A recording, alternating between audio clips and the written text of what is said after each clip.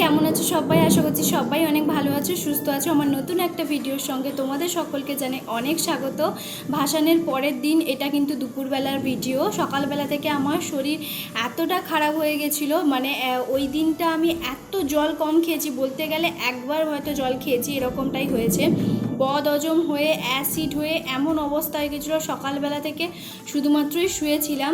তো সকালবেলা লুচি তরকারি ঘুগনি এইসব অনেক কিছু হয়েছিল, সেগুলো মাত্র আমি 2 পিস লুচি খেয়েছি। তো মুড়িটা খেলে হয়তো ভালো হতো, তবে সেরকম আমি অতটা বুঝতে পারিনি। তবে ওষুধ খেয়েছি, তারপর অ্যাসিডিটির যে লিকুইডটা থাকে সেটাও খেয়েছি, তবে কোনো কিছুতেই কাজ দেয়নি। ওই যে হয় না, এটা আমার মনে হয় অনেক দিন ধরে হয়তো জমা ছিল হয়তো, সেই জন্য। তো যাই হোক, এখন কিন্তু খেতে বসে পড়বো। আর এখানে দেখতেই পাচ্ছ সবাই মিলে কিন্তু খেতে দিচ্ছে। তো আজকে হচ্ছে যেহেতু ভাসানের পরের দিন, তো আজকে চিকেন, পনির, তারপর হচ্ছে সবজির তরকারি, চাটনি, তো অনেক কিছুই হয়েছে। তো চলো খেতে বসবো। আর আমি জানো তো মাত্র 1 পিস কি 2 পিস মতন চিকেন খেয়েছি, তাও আবার খেতে ইচ্ছে করছিল না। তো দাদু দিদা ওরা বলছিল যে শরীর বুঝে হচ্ছে তোমার খাও, কারণ শরীর খারাপ করে তো কোনো কিছু লাভ নেই।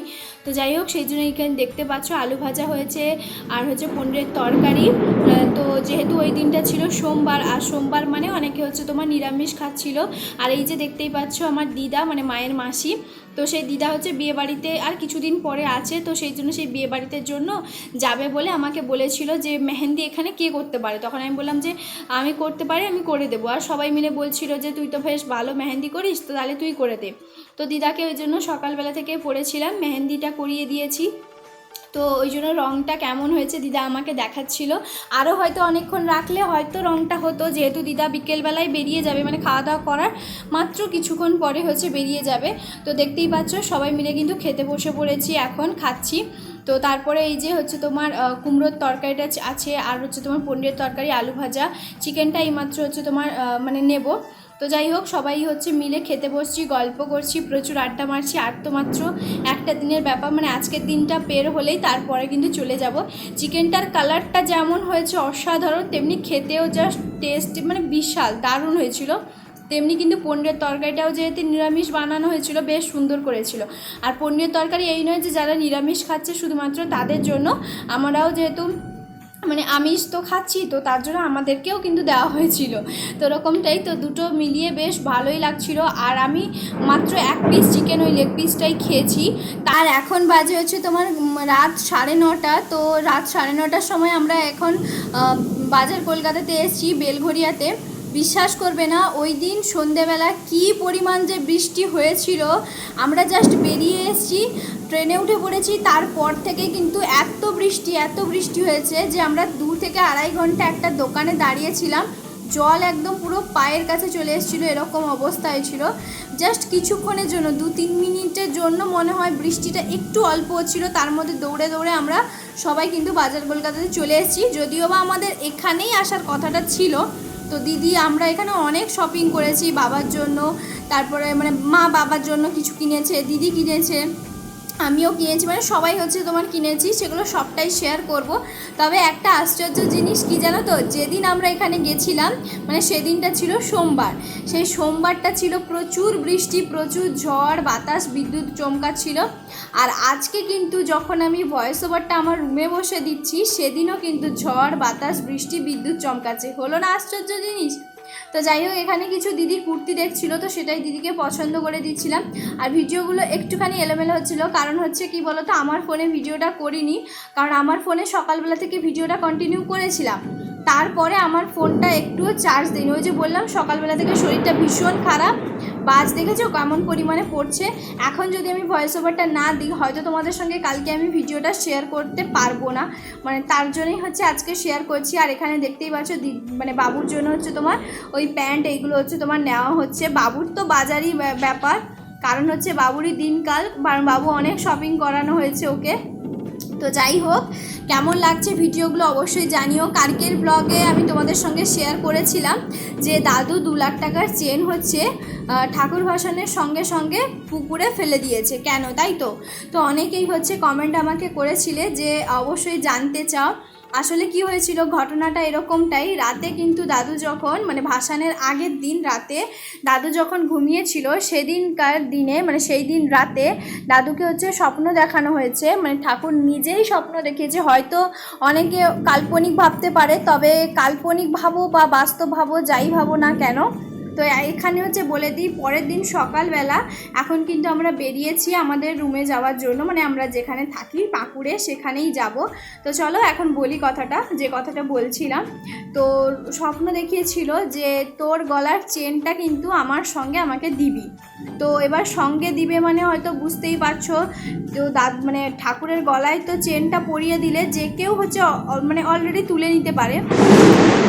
তো বিশ্বাস করবে না, আমি যে মানে এর মধ্যে যে ভয়েস ওভারটা দিচ্ছি কী পরিমাণ ভয়ে আমি চমকে যাচ্ছি, কিছু করার নেই। যাই হোক, তো চলো যেটা বলি, তো সেই জন্য হচ্ছে দাদু কিন্তু দাদুর গলার চেনটা কিন্তু 2 লাখ টাকারই ছিল। আর দাদু যেহেতু ব্যবসা আছে, বই দোকানের ব্যবসা, দাদুর 9টা বই দোকান, কলেজ স্ট্রিট থেকে শুরু করে আগরপাড়া থেকে শুরু করে প্রত্যেকটা জায়গায় একটা করে বইয়ের স্টল আছে। তো 9টা বইয়ের দোকান, তো হয়তো একটা কিনেছে মানে 10টা হবে, আমি যতদূর জানি 9টা, নতুন একটা কিনেছে বলে শুনলাম। তো যদিও যাই হোক, তো 9টা বইয়ের দোকান। তো সেই জন্য দাদু কিন্তু ঠাকুরের প্রত্যেকটা গয়না সমস্ত কিছু সোনার কিন্তু করা আছে, ঠাকুরের জিভ থেকে শুরু করে হাতের চুড়ি, চূড়, তারপরে হচ্ছে তোমার শিব ঠাকুরের যে চোখ থাকে, কালী ঠাকুরের যে ত্রিকোণ থাকে যে চোখটা, সেটা, গলার হার, কানের সমস্ত কিছু প্রায় করাই আছে, সোনার বলতে পারো। তো সেই জন্য দাদুকে যখন স্বপ্নটা দেখিয়েছে, তো সেই জন্যই দাদু ফেলে দিয়েছে। এটা কিন্তু আমরা কেউই জানি না, কারণ জানলে অবশ্যই দাদুকে হয়তো সবাই মিলে বলা হতো যে না ফেলো না, ওরকমটাই। তো সেই জন্য দাদু প্রচণ্ড পরিমাণে হচ্ছে ওই যে বামা খ্যাপা যেমন মা কালীর ভক্ত, সত্যি কথা বলতে দাদুও কিন্তু ঠিক তেমনি মা কালীর ভক্ত। তো সেই জন্য দাদু কিন্তু কারোর কথা কোনো কিছু মানে কাউকে না বলে দাদু কিন্তু যখন ভাসানটা হয় তখনই কিন্তু দাদু ওই চারদিকে হচ্ছে তোমার ঠাকুরকে পায়ে প্রণাম টোনাম করে গলার চেনটা নিয়ে সোজা পুকুরে ফেলে দিয়েছে। তবে ছোটো দাদু কিন্তু আটকে ছিল যে ফেলিস না। তারপরে বললো যে না, মা যখন আমাকে স্বপ্ন দেখিয়েছে আমি অবশ্যই ফেলে দেবো। তো সেজন্য ফেলে দেওয়া হয়েছে, এরকমটাই ঘটনা। তো যাই হোক, এখন কিন্তু আমরা সোজা রুমে চলে এসেছি। আর আমাদের আসতে প্রায় বলতে পারো 3 থেকে 4 ঘন্টা মতন সময় লাগে। সকাল 5:30টার সময় 5টার সময় আমরা ঘুম থেকে উঠেছিলাম, 6:30টায় ট্রেন ছিল। তো তারপরে 12:30টার দিকে হয়তো আমরা পৌঁছে গেছিলাম। ট্রেন আধ ঘন্টা কি 1 ঘন্টা লেট ছিল। তো যাই হোক, সেই জন্য আমরা ভালোভাবে সাবধানে পৌঁছে গেছি। তো এখন কিন্তু সমস্ত কিছু খাবার দাবার বানিয়ে কিন্তু দিলীপ ভাইয়া পাঠিয়ে দিয়েছে। বিশ্বাস করবে না, এতটা পরিমাণে খুশি হয়েছি। আর আমিও মানে ওকে আমি ওটা বললাম যে একটা তরকারি করে দিলেই আমার কাছে মনে হতো যথেষ্ট। তো 3টে তরকারি করে দিয়ে করেছে হচ্ছে তোমার ফুলকপির তরকারি, কারণ মাছটা হচ্ছে তোমার পাইনি ওই দিন। তো আর হচ্ছে তোমার ওই পুঁই শাক দিয়ে ছোলার ডাল দিয়ে একটা তরকারি মানে চচ্চড়ি করেছে, আর করেছে আমের চাটনি। বিশ্বাস করবে না, ভীষণই ভালো। ভাত টাত সমস্ত কিছু করে দিয়ে পাঠিয়েছে। যখন ও আসে তখন আমরাও কিন্তু ওর জন্য রান্না করে দিই। তবে একটা ছেলে মানুষের 3টে রান্না করে দিয়ে পাঠিয়েছে, এটাই মনে হয় অনেক। তো যাই হোক, ভীষণই ভালো। এই যে রান্না ভাতে হচ্ছে তোমার খেতে বসতে পারি, অনেকটাই ভালো লাগে। কারণ আমরা যেখানে পাকুড়ে নামি মানে যে স্টেশনে, সেখানে কিন্তু কোনো রকম হোটেল নেই। হোটেল যেতে হলে রুম থেকে আরও অনেকটা দূরে যেতে হবে, তো অনেকটা ঝামেলার ব্যাপার। তো সেই জন্য ও কিন্তু বলেছিল যখন আসবি আমাকে সকালবেলা ফোন করে বলে দিবি, আমি কিন্তু রান্নাটা করে রাখবো। তো বেশ ভালোই হলো। তো এই যে দেখতেই পাচ্ছ খেতে বসে পড়েছি। আর সেরকম কোনো রকম ভিডিও কিন্তু কন্টিনিউ করিনি।